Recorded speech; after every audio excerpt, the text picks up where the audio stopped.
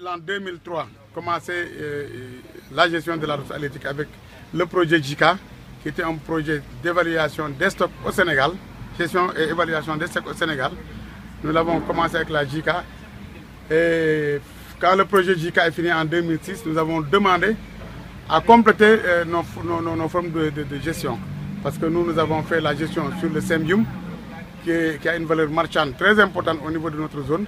Et nous avons fait aussi une gestion sur le poulpe, qui a aussi une très grande valeur marchande.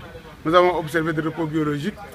Nous avons aussi immergé des vases pour la ponte de poulpes. Et quand le projet JICA est fini en 2006, nous avons maintenant sollicité l'appui de la Banque mondiale pour venir nous aider à faire notre gestion de ressources, c'est-à-dire à avoir une zone de pêche protégée.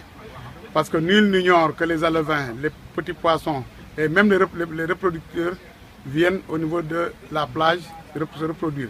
C'est-à-dire dans une zone qui va de 1 km de 0 à 1 km 500 ou 3 km. Alors nous avons décidé de fermer cette zone, la zone de 0 à 1,5 km, nous avons décidé de la fermer pour laisser maintenant les alevins grandir. Quand ils vont grandir, ils vont entrer maintenant dans la zone de 1,5 ou 3 km.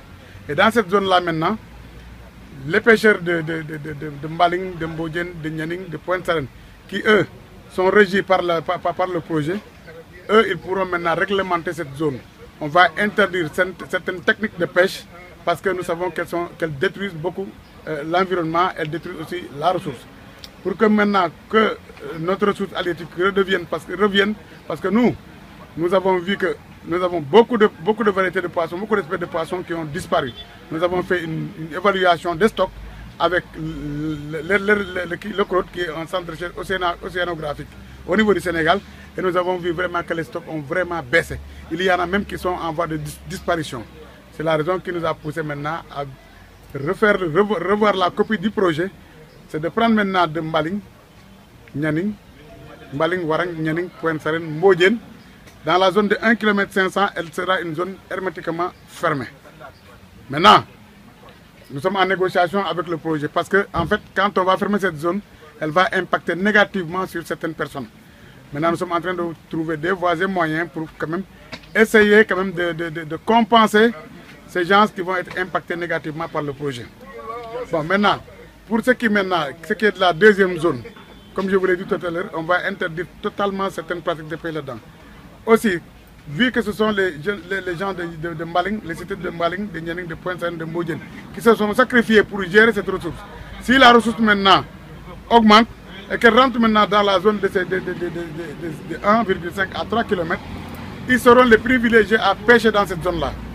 Toute autre personne qui voudra venir pêcher dans cette zone, qui quitte Mbour, qui quitte Joal, qui quitte Kayar, qui quitte n'importe où, avant d'entrer dans cette zone, tu devras payer des droits d'entrée, des droits d'exploitation. Ces droits d'exploitation, nous allons les définir, savoir combien est-ce qu'une pirogue qui quitte Mbour et qui vient pêcher là-dedans, combien est-ce qu'elle va payer par jour. Nous allons faire en sorte aussi que les pirogues qui vont pêcher dans cette zone soient limitées. Nyaning, si toutes les pirogues de Nyaning, de Pointe-Sarène, de Mbodjen se retrouvent dans la même zone, eh bien il va y avoir aussi une surexploitation. C'est la raison pour laquelle nous avons dit que chaque jour, nous allons limiter maintenant le nombre de pirogues qui vont entrer dans cette zone. Nous allons aussi essayer de limiter le nombre de filets qu'on va plonger dans cette zone, pour limiter quand même les captures. Vraiment, c'est un projet phare que nous sommes en train d'installer. Et vraiment, nous remercions tous nos partenaires et ensuite toutes les parties prenantes, dont les touristes qui sont là, qui ont des villas sur la plage, qui ont des bateaux de loisirs, qui ont des jet skis. Toutes ces personnes-là sont des parties prenantes. Toutes les techniques de pêche qu'on pratique sur la plage, au niveau de la pêche, sont toutes parties prenantes. C'est la raison pour laquelle un comité de gestion a été formé.